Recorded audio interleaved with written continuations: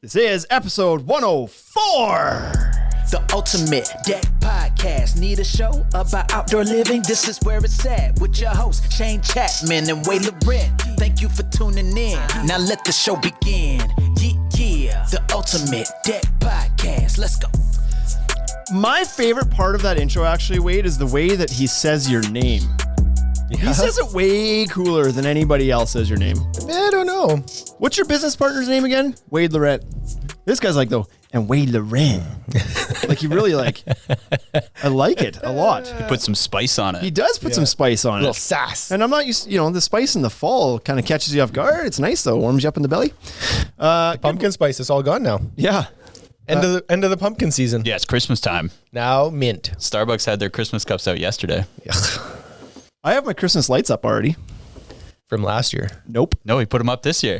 November 1st. Halloween was Saturday. Woke up Sunday, beautiful day. Thought, I remember how shitty this is to do in December when it's cold and your fingers are frozen and the cables are all stiff and whatever else, and you break all the clips and so I did it on November 1st and yeah. Have you turned them on? Yes. I figured they're up. Yeah. Might as well turn them on. My neighbor, though, actually has had a Christmas tree up since early October. In his house, his Christmas tree is up and decorated for a long time already. Weird. Yeah, it's strange. So I understand wanting to put it up on November 1st because it was a weekend and it was warm and like all those things make sense. Warm was the driver. Yeah. Still personally, I think that the lights shouldn't be turned on until after November 11th. It's just like a little thing that I like, just a little personal thing that I have. It's like, Just put a rule on it. Yeah, just like give the vets give them that small window. It's 2 weeks. We can get into this shit right now because we don't need to. I actually don't put lights up, but so on November 1st, that same day, that somebody on my Facebook said something very similar. It was, can we all just let the veterans have their day before we start with all the Christmas posts on Facebook? And my position of that is twofold. One, they chose to go. Fought. Wait, no, they didn't. They were drafted. They were drafted. They fought for our freedom to express ourselves. I agree. And at no point has and I want to turn my lights on. I have never, ever heard a veteran come out and be like, listen, no Christmas lights till after November 11th. Like, it's not an issue for them, so why is it an issue for people who just like to find issues in things? Second of all... It's like guys who really need to define dinner and supper have an issue with it. Right. I've actually started to change that. Second of all... I say supper a lot more often. It is not... They're not mutually exclusive. You can still honor one while... That was not a Canadian accent right there. That was like Western Canadian wall. While having your Christmas lights up. Like, it's not impossible to honor two things at once. No. And it's not like other than birthdays on Christmas. Having my Christmas lights up is extremely passive. It's not like every day I'm like going out there and bowing down to the Christmas lights and be like, look at Christmas lights. Like, it's not. They're just on the house. What's the big deal, right? Yeah. So, anyways, I can also wear a poppy. I'm not wearing the Christmas lights on my heart. Oh yeah, we should have had our poppies on for this. I keep one in my. So there's my rant. Yeah. There's my rant about the whole Remembrance Day. You obviously aren't living in 2020. You cannot honor two things at one time, and you can't be friends if you don't vote the same. Right. Yeah. So, time to get with the times. Yeah, I guess. You can only be friends with people who vote like you, and you can only honor one thing at a time. I should probably leave. And there is black and white. And Bryce, get the out of here. Okay, well, Bryce, you ready? Do you have something you want to tell us today? See? Something else? This is really confusing me. No, yeah, I know. I just I'm ready if you are. You're ready. Okay, yeah, let's... I told him he should line this up this morning so that I didn't catch him off guard. But okay. He wasn't ready. He hasn't jumped in, so here we go. Just so you know, man, I'm working on something very, very big. Very important. You're going to be very proud.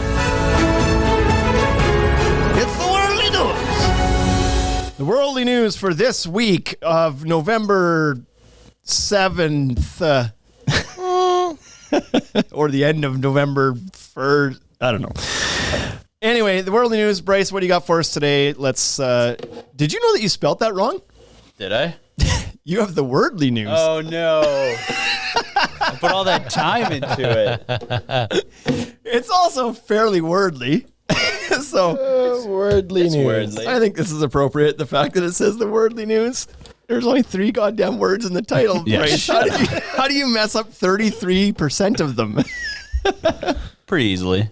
So, how much do you guys like Christmas oranges? Speaking of Christmas, Yeah. yeah, mandarin oranges. Don't like them, but I believe that shut they up. bring Wade says you're not allowed to have them until after November 11th. So Is that the day? I actually, this is hilarious, but I kind of think that they don't bring coronavirus. It came earlier, but they every year. You know they're generally year- from Japan, right? You picked the wrong nation. Listen, every year when Why are they called mandarin oranges then? Christmas oranges, We'll let him talk in a minute.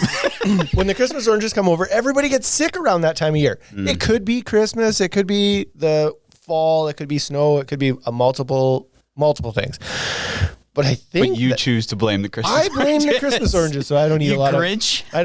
I don't eat a lot of mandarin oranges because they make everybody sick. You can tell that Wade's a right wing. You got like that's a conspiracy for you. Yeah, That's the oranges. it's the oranges make everybody sick. And then they put little chips in them, How much would you pay for the first box of Christmas oranges? like $5.99. $5.99. Well, the first picking of Christmas oranges this year sold in Japan it was 100 oranges for $9.6 thousand. Why? It's not bluefin tuna, that's for sure. Well, so in Japan, the first of anything is considered lucky, Oh yeah, okay. and so they always auction the first picking or the tuna. Like tuna went for like Millions. 15,000, yeah.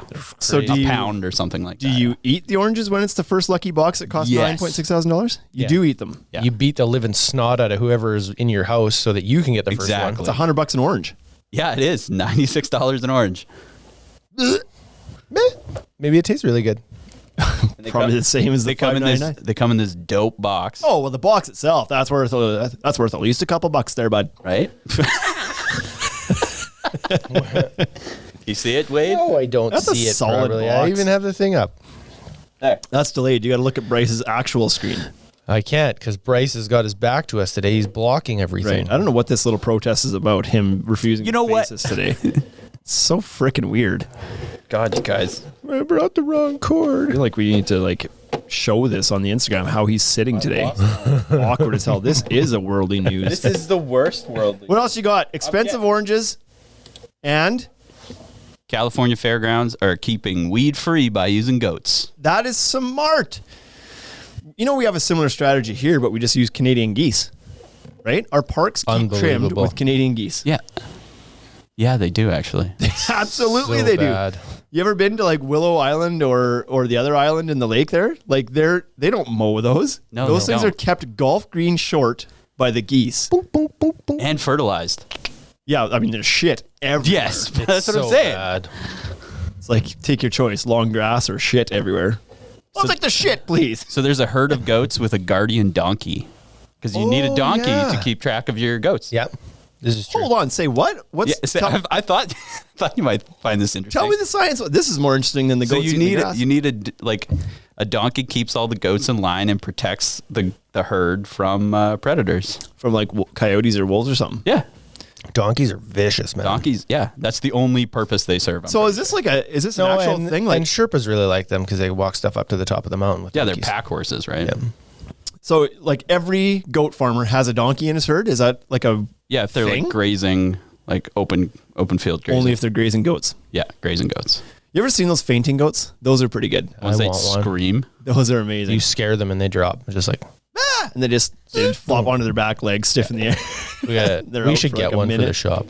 We should. We got a couple people, employees that are like that. As soon as I yell at them, they freeze. That happens. Usually they're on their backs before you yell at them, though. Get up! Get working! What's the weirdest vehicle that you would pull a snowmobile with? a bike. A bike. Somebody in Wisconsin Pedal bike. decided to Hoverboard. put their snowmobile on top of their Toyota Corolla and drive it down the highway. Oh, yeah. I think actually that guy's bought a deck package from us before. Okay, just put it all on the top. Yeah. I'll get it home. Put it beside the sled. the Wisconsin State Police pulled him over, and they were like, "You can't do that, man," and gave him a fine. Yeah. Well, good. Did he at least have it strapped down? Yeah, through the windows. He had rolled the windows down. Anyways. Yes, just barely. It was strapped down with one bungee cord, frayed bungee cord. Exactly. But it's okay because he held his arm out the window and held one ski. Yeah. like moving a mattress. Yeah. That's all I have for the worldly news because of the election. Right. Because there is no other worldly news. Nothing else. There's no is happening. wordly news. All right. Well, Wade, do you want to talk about the election for a minute? Nope. For 60 seconds? Absolutely not. Which election? I really don't. I like. The one in Belarus? Yeah. Holy shit. What is going on down there? Yeah. That's all that really needs to be said is that there is a tire fire It's unbelievable. down in the States right now. You like, yeah. You thought I was a conspiracy theorist because of the mandarin oranges. Is that where they're hiding the votes? The fact that, yeah, exactly. The fact that all of a sudden you can have spikes in polls. They're like, that's not normal. You don't just inject 400,000 votes into the system all of a sudden. So Yeah, it's pretty crazy down there. anyway, There's for they're sure still some counting. explaining to do, that's for sure. I'm not sure if anybody's going to try to explain it or if they're all just going to pretend that nothing to see here. I feel like the Americans are really proud of the amount of people that are out, even if they're not all people. yeah. Even the dead people are voting in the U.S. right now. I'm pretty sure that happens every year. It's just no one notices it. It's not the first time that's been brought up. Yeah, that's for sure. Right. But I also find it interesting where they're like there's in a lot of counties there's been a lot more votes than there were registered voters too. It's like Yeah, we had 138% turnout. Good for you. You really engaged Right? with the public. Has anybody, you look into this? Yeah. Oh, well. Anyway, Not for me. enough about that. Because that'll get ugly in a hurry. Today's topic is how should you as a contractor spend your off season? Right? I think that's what we agreed upon. Yeah, it's like coming up right now. Off season's just some people it's right on the edge. Yeah, for us, we're winding down now. Like it's supposed to snow like crazy this weekend. We haven't seen any yet. Well, Saskatoon has. They're getting it. Yeah, they're this just morning. getting a little wee bit right now. So Regina's supposed to see it tomorrow. So here we go. pretty average year. Get some snow in November, and Yeah, it's a little later than usual here, right? sometimes Usually we get a snows splash in October. Yeah. Usually doesn't stick around then though. But this one looks like there might be enough that it's going to stay. This one might. So now let's start planning for the winter. Okay, so this is a whole list of things to do with your off season, and so let's get to it. All right. Number one. You're numbering these? Yeah. Yeah, we numbered them. Which way? Which way are you going to go? From We the least did the important to the one. most Nope, important? these are not there's in no order of importance. no importance. These are all important, Bryce. They're all. They're very important. Don't take your off season lightly. If they weren't important, we wouldn't put them on the list. Number one, get back to work. Yeah. Number one. Is that it? Well, this isn't. Yeah, this wasn't my idea, but he'll elaborate on it a little bit more. I'm deadpan serious. For many markets, they don't shut down. There is no off season. It may slow potentially. Yeah. But if you're down in Arizona, you're still building decks year round. In fact, your winter is probably the more pleasant time to build decks. Yeah, you should maybe build more then. Maybe your off season's actually in July and August. But you're in Arizona. even in other markets and other colder markets, like where we are in Saskatchewan, it's probably one of the harshest winters you're going to find in a populated area, let's say. Yeah, we're not none of it, right? We're not none of it. But a lot of guys here a lot of deck builders here don't build year round. Framers build year round, no problem. The odd deck builder builds year round. But for a lot of builders in the northern U.S. and Canada, they shut it down in the winter and they either go frame basements or do other types of reno work, or they take it off. If if they really did things well, they take the winter off and they go do whatever they want to do. Yeah. Holiday in Mexico. What I think more guys should do is not just give in to the fact it's like, oh, winter's here, so therefore I shouldn't work anymore. It's okay to work in the winter. Go find some clients and keep trugging along. Trugging along. Yeah. Put some clothes on, wear some gloves. Keep it's pedaling okay. that bike, Mike. I've done it. It's not that bad if you dress for it and you get used to it. And There we're are in a really some cold market. Like there are some days that are not good, right? For sure. Obviously, you set some limits, but Yeah. you know when the batteries freeze and the air compressor won't run, like those are good days to take off. But generally speaking, you can work through most of the winter. We have quite a few customers come in and say, can we get the deck built in the wintertime? Yes, you can. You just need to find a contractor that'll do it for you. Yeah. Yeah, I mean, you got to set if you're in a climate like ours where there's some days in February that are like you shouldn't be outside, then don't work on those days. But that's not the normal. Like the average temperatures in the winter aren't so cold that you can't work outside. Yeah. So number one is the option of just keep on working. So there's a few things to consider. Yeah, go ahead, Bryce. I was going to say, like in Saskatchewan, as long as you don't have wind, right? Like minus 35. I've worked outside 8 hours in minus 35. Yeah. No problem. Very easy to do. 15 kilometer an hour wind on that, and it's like you're done. Done. Go home. Big time. Do not be outside. But yeah, I always tell people that it's like minus 40 isn't awful. No. Minus 40 with wind is awful. So, and generally in the winter, I feel like there's less wind than there is in the spring and summer here. Yes. Right? You have more calm days. So cold is cold. So I was going to say, one of the things to consider about building in the wintertime is that everything's going to take a little bit longer, right? So you're going to have, like, it's going to take you longer to build the deck, and it's going to take you longer to pack up at the end of the day and start in the morning and blah, blah, blah. So maybe you're not as profitable in the winter. Like you maybe don't make as much money. You know what's less profitable? But the alternative is zero. Not working. Right, exactly. Not many profits when you're not working. Yeah. So if you're at zero, that's no good. Yeah. So, Number one, keep on working. Number two, you can tell this is Wade's, have a drink. A drink.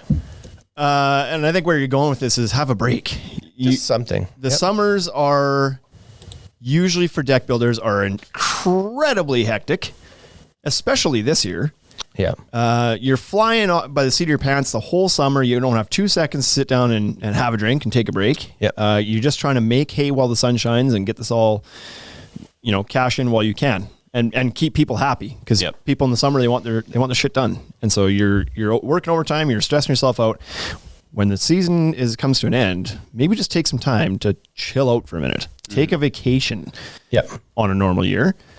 Yeah, but even your vacation could just be like... It could be a staycation. Just don't work for a week or two. Yeah, go home and be the first one to walk in the door at the end of the day. Right. Cook dinner a couple of times. See how much your kids have grown. Whatever you want. Yeah, exactly. Introduce yourself to your wife.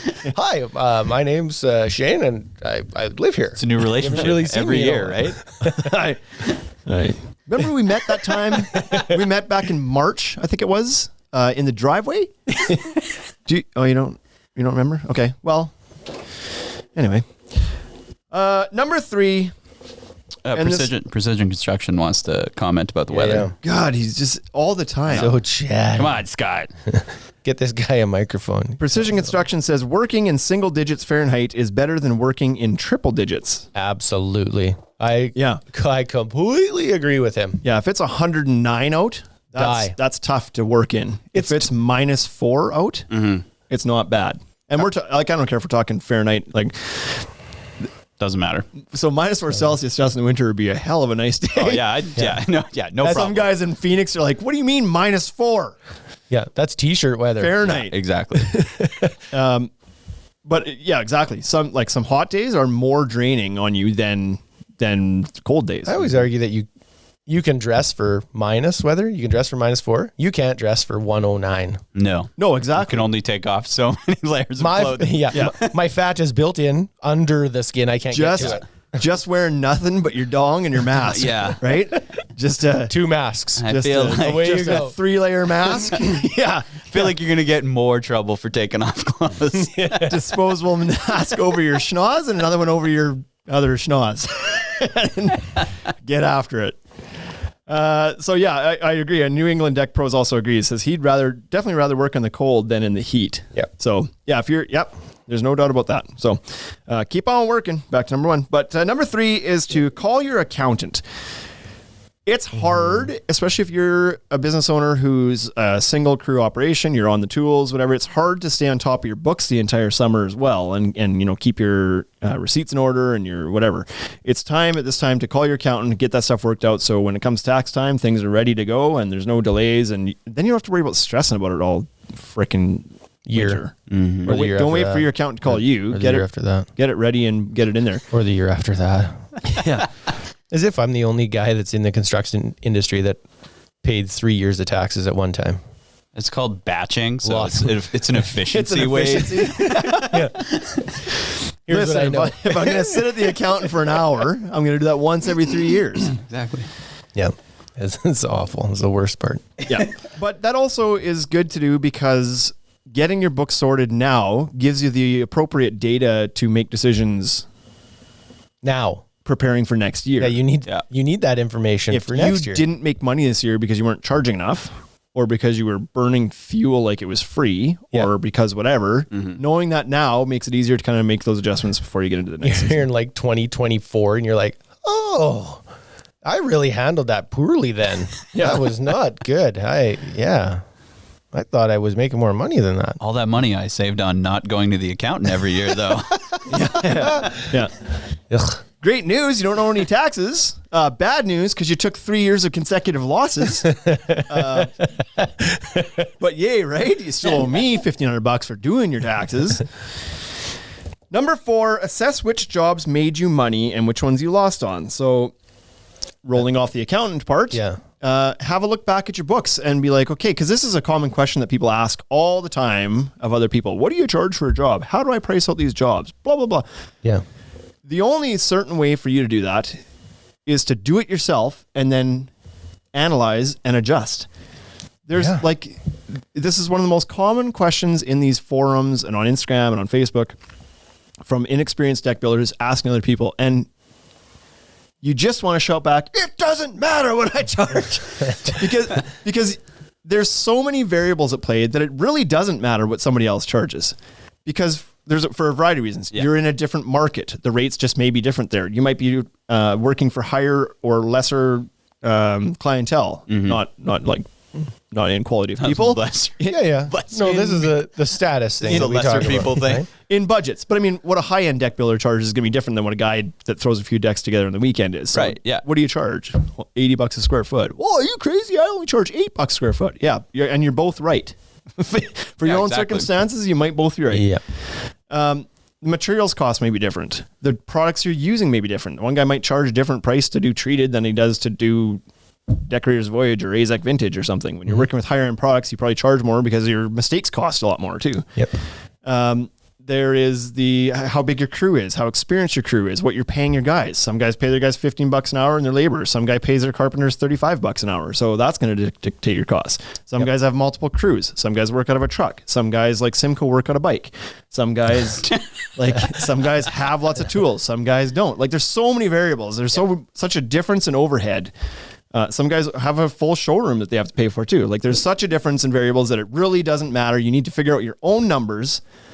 And the only way to do that is to take your best guess at it, build the jobs, and then look back and be like, well, how close was I? Yep. Yeah.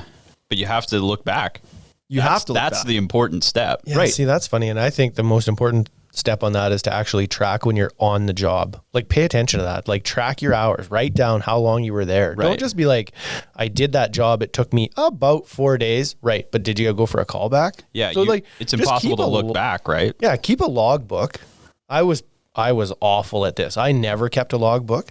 And then I would get checks and be like, oh, I did that guy's basement. That was so great. I was there for whatever, three months. I did that basement and I was excited.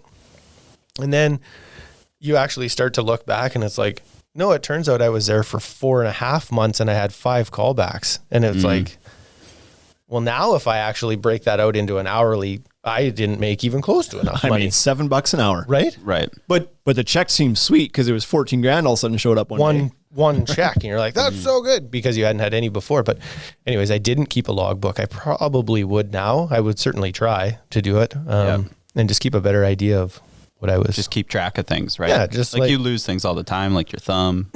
Yeah, not all the time, just one time. Just one time. It was a bad loss. It's hard to lose it twice, that's for sure. I have one more. Could happen. Anything could happen.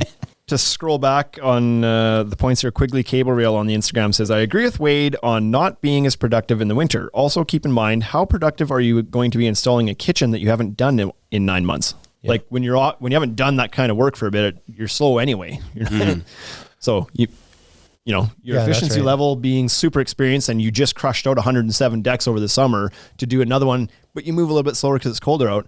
Like your loss in efficiency there might be equivalent to what it would have been Hanging doing some doors. finishing work because you haven't done a door in 2 years. Yeah, you're not really a right? finisher, right? Yep. So yeah, good point there too. But anyways, getting into your books and knowing, because this is also one, if you want to talk about what's important, this one is very, very important because if you don't pay attention to it, you're out of business the next year. Right. It doesn't matter. It doesn't take too long. Yep. So sit down, be like, okay, here's how many man hours went into that deck. Here's who was working on the deck. Like how efficient were my guys? And it's like, it might be more efficient to hire one $35 an hour guy than to just have two laborers at $15 an hour. Yeah, definitely. Because that guy is way more efficient. So the $35 an hour costs you less than the two guys at $30 an hour. Yeah. I mean, that really, I think Wade hit it though. You won't be able to do that unless you You got to keep log track it, right? of your shit. Yep. Yeah, you got to log it. Yep. Yeah. Yep. You got to keep track of it. You got to have the data to make decisions. That's for sure. Number 5, put a list together of the things that you want to change. Don't make the list too long. Pick 2 major changes you want to start on and 5 small changes. Or something like that. Yeah. I just read it all out because I forgot what you were going with on that. So that was a great note. You made a good note there. Really good note, right? Now you know. But now's the time to pivot if you need to implement new things into your business, to change things that aren't working, and Wade threw down some rough guidelines of like, don't try to do it all in 1 year because like we can tell you how that'll go. How did that go? Pick Call one. me. Pick 1 or 2 major things you want to like make it attainable, I guess is what you're saying. Yeah, and also not overwhelming. It's your off season.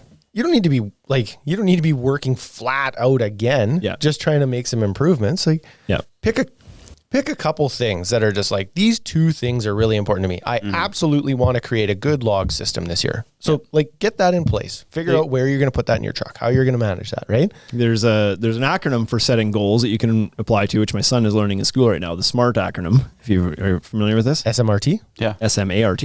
Okay, got it. I would have missed the step. I would have missed a step. Let's see if I can remember what they are. Your goals should be specific, Yeah. measurable, Uh-huh. action oriented. Okay. Where are we at now? R. Are we at the R now? Realistic Okay. and timely, like Time. like times, like, And they have an end date. There's an end. Yeah, there's a specific You got to be done date. by this time. yeah, like they should have yeah, exactly. A termination point. Correct. That's better than timed. Termination Like, point. yeah. Sounds I'll more be We're going fine. to change it up. It's going to be termination point. Phone your No. teachers. Yeah, phone your son's teacher and be like, I thought about this for a whopping 1 second. I think you got it You wrong. got it wrong.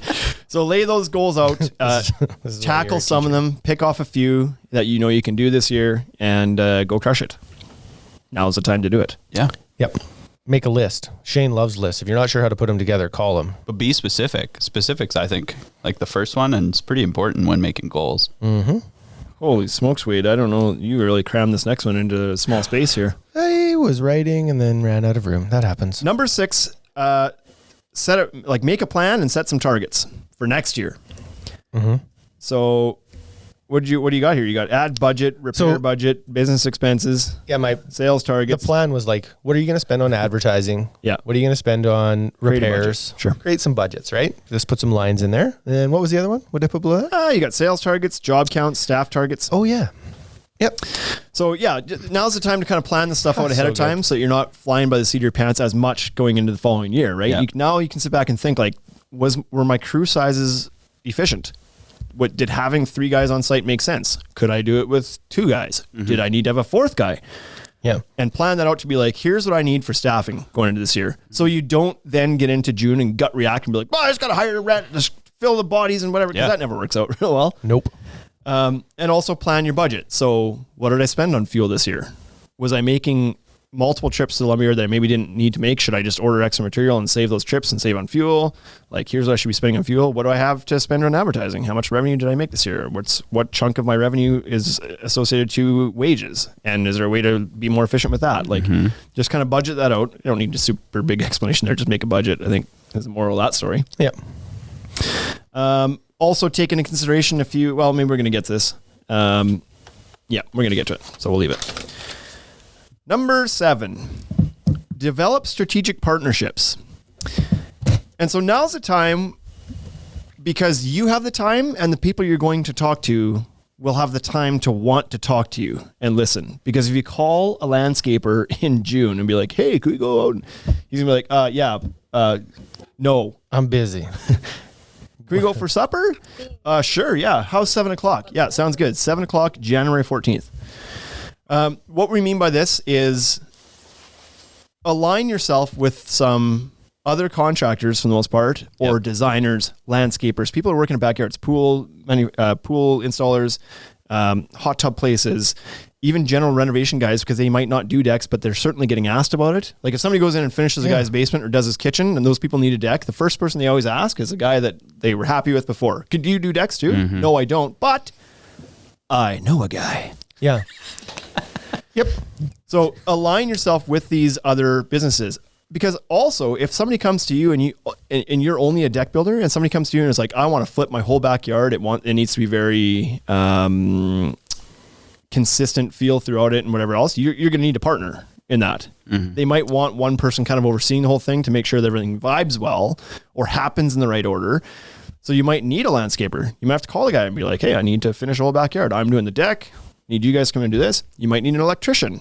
You need to run a new plug outside or run the patio heater or whatever. You might need a designer to like put the image together for you so you can like work through this. So these partnership things they're great. And this is a good time to do it now because it's top of mind for everybody. We've all just gone through the season, right? And so we're like, everybody's tired, but still very familiar with it. So build that stuff now, get amped up, just kind of recharge for the winter. And then in the spring, it's like touch base again. Okay. Well, and now you have a time. We doing this? You can sit down with a guy in another company, whatever, for a couple hours and hash some things out. No problem. Whereas like without the stress of everything else going on in the world at the same time. Yeah. But it works both ways, right? You sometimes need people to help you finish a job. So it's good to have those people in your pocket. You need some people sometimes just to refer to keep make a customer happy. If you can, like maybe you can't do the job, but they're super happy with you if you can recommend somebody who can. Yep. And then that vibes well with you. And then on the other hand too, that same work's going to come back your way too. You'll be the guy that the other guys recommend. Or if somebody's landscaping a whole yard and they want a deck as a part of it, it's like you get the phone call. So reach out, make those relationships. Those are the big ones. Pool guys, landscapers, other contractors, et cetera, et cetera, et cetera. Yep. Number 8. Now's the time to go make sure that you've updated all your loyalty programs. So if you're a Trex Pro or a Fire Run Pro or a TimberTech Pro or whatever you want to call it, again, this whole paperwork thing is tough to stay on top of during the year, but there's actual value in these programs that'll pay you in cash. Like really good too. But you only get it if you do the work. You got to submit your invoices or whatever. And sometimes the warranties are attached to this stuff. You got to register warranties, which you can do for your customers, whatever. So get into your loyalty programs, your pro programs, and make sure you have all your stuff updated there. Not only from the point of like, oh, there's a kickback because I have a bunch of jobs I did and I need to submit those invoices to get the kickback, but also take a look at your profiles because places like Trex's Pro, whatever, you have a profile page on there. Yeah. There's somebody's going to look something up about you. There's a good chance they end up on the Trex Pro's profile page of yours before they end up on your own website or something. So make sure all the information there is accurate and you're doing you're presenting yourself well on these profile pages. Upload some pictures, right? Update it. Put some of your projects on from the summer. Yeah, exactly. Update that stuff and see if there's more programs. Maybe you're a Trex Pro. But maybe you could also become a some other company that you're using their products, maybe like a Railing Pro or something. Yeah. Become a Regal Deckstar or whatever it might be, right? Yep. So get out there and try to update and maintain and use your loyalty programs. Yeah, and those things they're great. Like they're hokey, but they do work. They're good for you. Yeah. They help you. It's a little wee bit of work. Yeah. And I think if you update your stuff and then kind of complain a little bit to your rep about how archaic it is, they might even get an app to make life easier. Right. Yeah. Right. Complain. Yeah. Be the squeaky wheel. Well, number 9, attend virtual trade shows. Yeah. So normally this would be on our list of things to do in person. Go down to Deck Expo, maybe hit up IBS, go to your local spring show, home shows, the National Outdoor and Garden shows, whatever it might be. So But this year, you're gonna have to do that virtually. Yeah, a lot of these shows are still happening, right? Like people are still putting on shows. So we belong to the WRLA. The WRLA is actually still hosting its show, but it's all going to be virtual. You have to tune in. The shows are being creative in different things that they're offering. So they're trying to offer it over a longer period of time now so that it works for people. Often the admission is quite a bit lower or free, right? And the vendors are picking up the tab on this stuff now. So it's certainly worth at least Googling and looking them up, right? To see what's available. Like if you usually attend Deck Expo, look it up. See what's going on with that. Yep. Maybe it works for you. Maybe it doesn't. I'm not a super big fan of like Zoom meetings or watching that stuff digitally like that, but there certainly is value in it still. Yeah, I mean it's a compromise. These virtual trade shows. Obviously, this isn't the way that anybody wants to do it. The trade, the committees that are putting the shows on, the vendors that are there, the people taking them in. Nobody wants to do them this way, but this is the option. It's this or nothing right now. Yeah. So on a normal year, though, the value of going to these things is primarily educational and networking. Yes. So educational from being on top of the industry and seeing the products that are out there, but also sometimes they have an educational component to them, like the Deck Expo does, has educational strategy or sessions. Yeah, the different courses that kind of get offered at that time, right? Yeah, running concurrent with the show, so you can go take the education, and they're usually quite good. Like they're taught, some are not. they're taught by Some are not very good. by a subject matter expert. It's not just like random people regurgitating a book or whatever. It's guys and girls teaching you from a position of expertise. So they're good to take those in. And then the trade show floor, like see the new products. Yeah. Like what if AZEC has new colors coming out? It's nice if you're does it make an impact in your business? Maybe, maybe not. But it's never hurts to be the most informed guy bidding on a job. Yep. I mean, if you get excited about a product, you'll probably push it more and sell it. Right. You talk about it. Yeah. Yeah. Or maybe there's a new product that doesn't even exist yet. Like you go out there, like at some point, Does that make any sense? Like deck magnets. Right. well, it doesn't exist yet in your market. Like it's a new product. Oh, I Like see. imagine going to a trade show and seeing helical piles for the first time. Oh, yeah. Right. And that like Mind blowing. now that has changed your entire business. But you might have been a year or 2, 3 late to the game had you not seen them presented somewhere first. Yep. So just that kind of thing. And then the networking component, I know that we really love the networking component. Different like introverted people are maybe not going to appreciate that as much. Maybe they don't want to go and be around a bunch of crowds of people and whatever, but a lot of guys. But we don't see those people, so that's fine. Yeah. They're usually the ones hiding behind the curtain and peeking out and we're like, is that Wade and Shane? But the networking part for a lot of guys is the best part. It's like, it's just a chance to kind of unwind. These shows usually happen in the off season. So it's a chance to kind of go and unwind with guys, talk about the year, learn from each other a little bit. Yeah. And it's just a great time. So, number 10, call some reps or lumberyards and get some information about next year's lineup. So now's the time, like speaking of strategic partnerships, these can be them a little bit. Reach out to the reps. Hey, is there anything new coming? Is there any new programs, any changes to your warranties, et cetera? And maybe end up going out for, a drink or a lunch or something with a rep to kind of build that relationship a little bit too. Yeah. And learn. Little lunch and learn. And then more so with your potential lumberyards. I have so much to say, like the steel framing stuff, right? So if you're kicking around the idea of steel framing, now is a really good time to do that. Go talk to somebody about it. Who's your rep in the area, etc. I thought you had a lot to say about that. No, that was it. Caught me off guard. I was like, I thought it was going to be longer. No. It was just like at that time, it was like, oh my goodness, because I'm old now, so I forget these things. Right. But that's a great point, though. If you're thinking about doing steel framing, now's the time to get some information on it. Maybe get some of it and play around with it. To your point. Get some pricing. Build a small landing. Like tear the landing off of your garage in your house. Tear it off and put one on. Tell the rep you're like, listen, sell this to me at cost because I want to promote this next year. And I'm going to build my own landing. I'll pay for it, but I want it I want to work with it. I want to see if I can actually do this. Yeah. Right. And so I don't know, that could do it too. Yeah. Or the lumberyards. So you guys. Yeah. And then go to the Us lumberyard guys. and grind them. Yeah. Right. Bring in the shittiest price list you have and then just grind and make it so they don't make any money. But I mean, it's just not a bad idea to stay connected with them over the off season anyway, in my opinion, because this is when we're doing our bookings. Yes. And this is when pricing starts coming. We may not have it yet to give to you, but this is when, like, if you are wanting something from your lumberyard, if you're like, oh man, I always use whatever. I really wish I could always have 2x12 20 footers. Now's the time. Not in July. Yeah.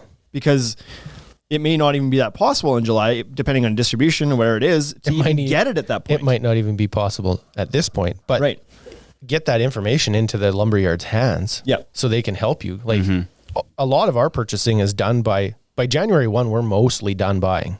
Yeah.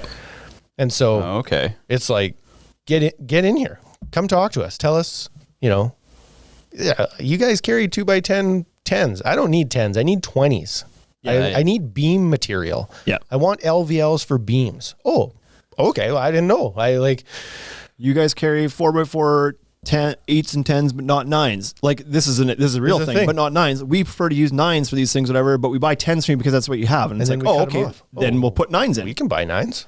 We didn't know. Yeah. Now we have 9s. So if you give us that feedback to say like, hey, my needs aren't being 100% met, let us know so that we can make and if you're the guy that buys like 3 or 4 4x4s a year, don't come talk to me. But but if you buy 20 lifts of 4x4s a year or fence boards and you really like 8-foot fence boards for some reason, not 6s, then talk to your yard. So especially because now is the good time, right? It's the best time. No customers in the stores. Yeah, we can actually sit down and visit with you too, right?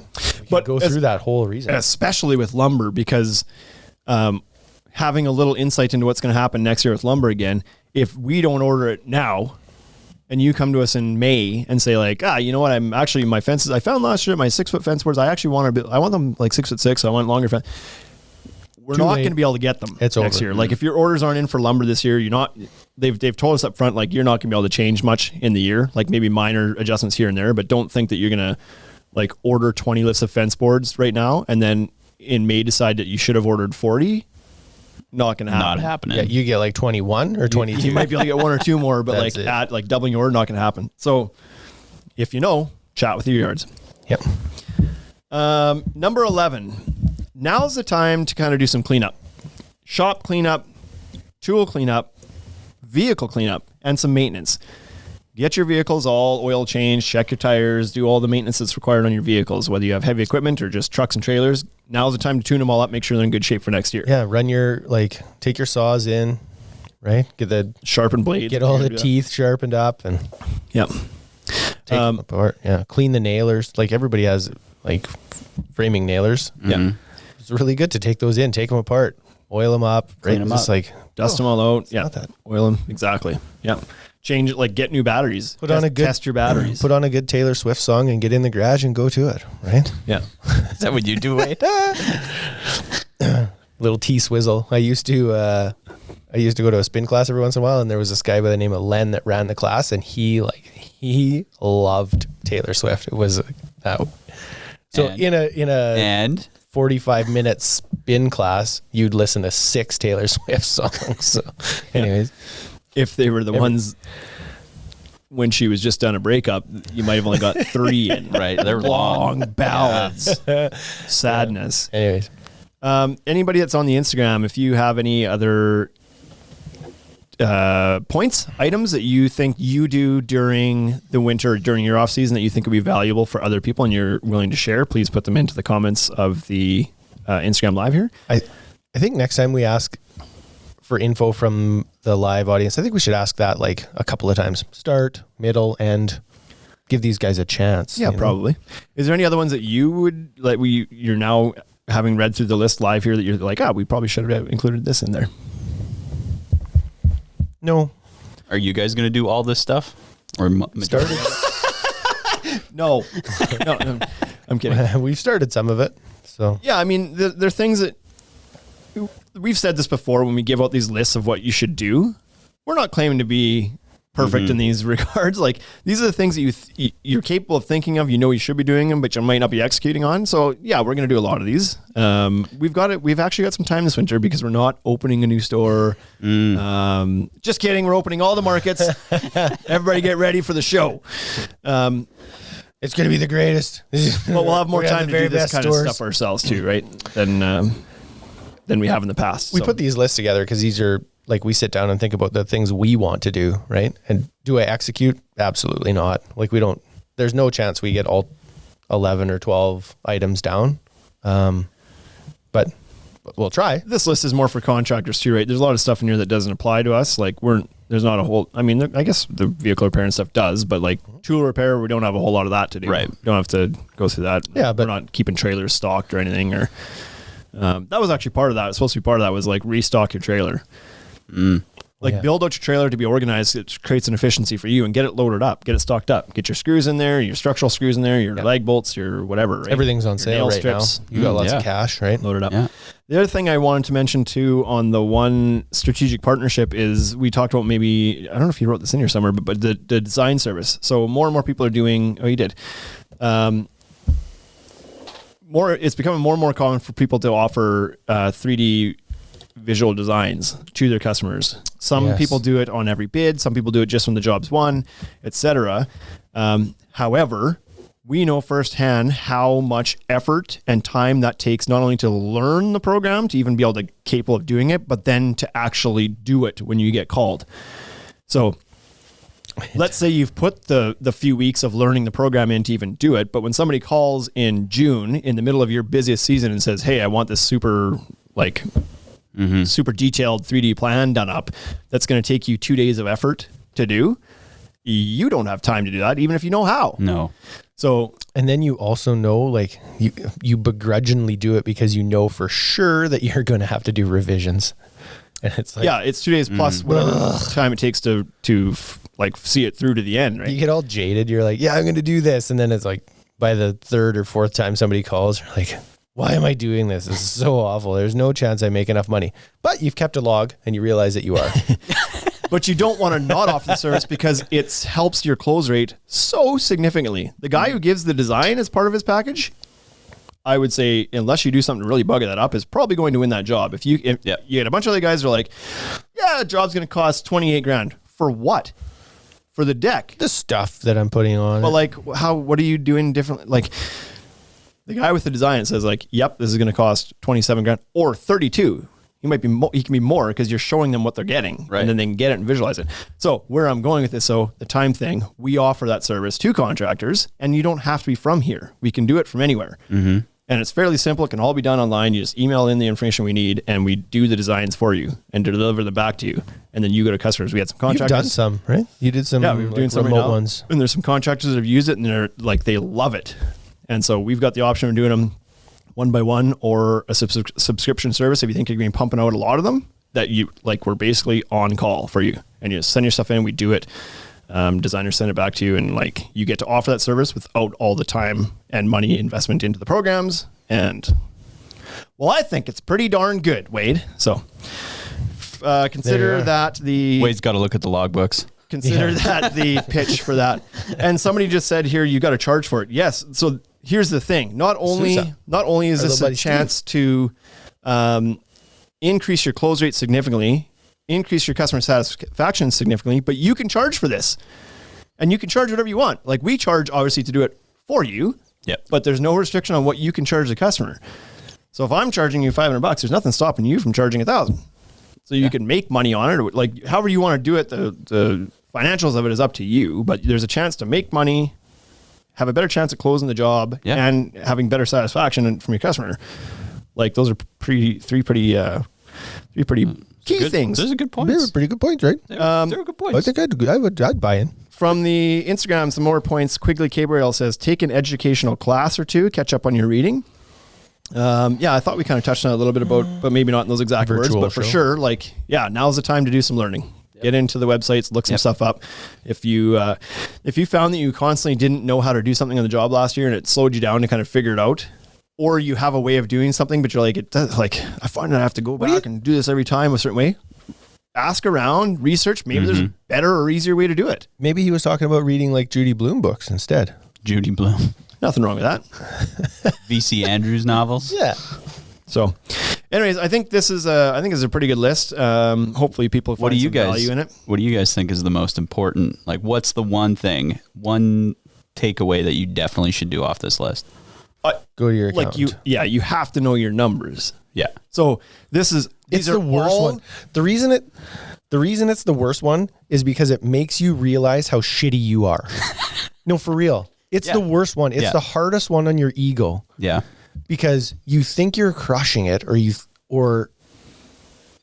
like, you have to do the stuff you don't like to do. And it's the worst part of the whole list. For me, it was, right? Some guys love it, but for me, it was just awful. It's a big reality check. Yeah, and it's a huge reality check. You go in and you're like, I did so great. I bought this and I bought this. And your accountant's like, dude, you didn't make any money. What? No. Yeah. And you don't ever want to be brought to that realization. That's no fun. It sucks, right? But taking care of it and making sure that you are fixing it, quite rewarding. You get to stay in business. Yeah, and you get to make some tweaks, right? And you're like, the reason you're in business is because you love doing what you're doing. So talk to your accountant and I think that's the most important one. If nothing else, you have to do that one. Because if you don't do that one, but you do all the other ones, you're still out of business. Because you don't know what I mean? There you go. Clean your tools till the cows come home. If you ain't making money, that ain't going to help you stay in business. No, so not at all. that's for sure the most important one. But I think a lot of these are very important if you're trying to improve your business. It depends on what state your business is in too. Some guys may have a lot of these checked off already, and that's why they're successful. Right. Other guys might be just starting and be like, well, I never thought to take care of my tools now, so I'm not replacing them in the middle of the summer or whatever, or truck breaks down because whatever, right? Yeah. Or I didn't book enough leads because I didn't. We got to get yours in. I drove it the other day. You took you went to Saskatoon, you took the Ford. I drove yours. I get in and was like, washer fluid's empty. You need an oil change. One tire's low. I was like, what the hell's going on here? Yeah. Out of fuel. I was like, boy, you just got to trade trucks every once in a while. Yeah. That's strange. It was fine when I parked it there. Yeah, exactly. Full tank. I'm sure of it. It depends. Because I imagine that if you have a business that you have a full-time bookkeeper, your accountant probably isn't the most important step in your business because you have that. But to each their own. Yeah. So document that list, have a look at it, see which ones are that you're doing already, which ones you should add, and listen to this again because there's a lot of good value in there, I think. So anyways, until next week when we record episode 105, enjoy your week and stay warm out there. And good luck to the U.S. with their election. Thank you for listening to the Ultimate Deck Podcast. Now you know what we're about. Check the site, come and shop. UltimateDeckShop.com. Hit us right away for sponsorships, or tell us if you want to collaborate. Let's go. Check us out on any social networks. Thank you for listening.